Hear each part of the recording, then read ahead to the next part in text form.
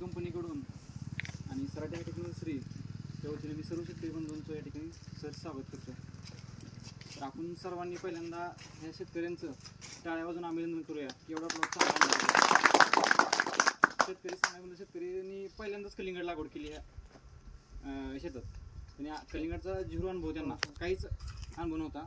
पण आपले कोळी साहेबांच्या मार्गदर्शनाखाली आणि आमचे शेतकरी मॅनेजर बागल साहेब यांच्या मार्गदर्शनाखाली यांनी शेतकऱ्यांनी प्लॉट जसे सांगल त्या पद्धतीने ट्रीटमेंट फॉलो केल्या आणि त्या पद्धतीने प्लॉट आणला आणि त्याचा रिझल्ट तुम्ही आता बघताय प्लॉटवरती.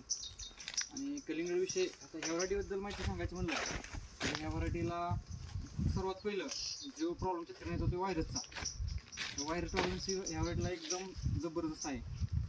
आणि दुसरं सेटिंगचा प्रॉब्लेम, तो सेटिंग पण ह्या व्हरायटीला एकदम जबरदस्त आहे. तुम्हाला सरासरी बघायला गेलं तर 3-4 फळं आहेत. सरासरी बाकीच्या व्हरायटीला कुठल्या व्हरायटीचं नाव न घेता सांगतो की 1-2 फळं सेटिंग होते. पण चुकून ते फळ गळलं किंवा डंक मारला तर ते फळ गळल्यानंतर पुढचं फळ सेटिंग होणार, ते फळ खराब झालं तर ते पुढचं सेटिंग होत नाही आणि सेटिंग झालेलं फळ उशिरा हार्वेस्टिंग होतं. त्यामुळे ते प्लॉट एका वेळेला हार्वेस्टिंग येत नाही. त्यामुळं माल कमी जास्त साईज ॲव्हरेजला फरक पडणे अशा बऱ्याच गोष्टी त्यामुळे होतात.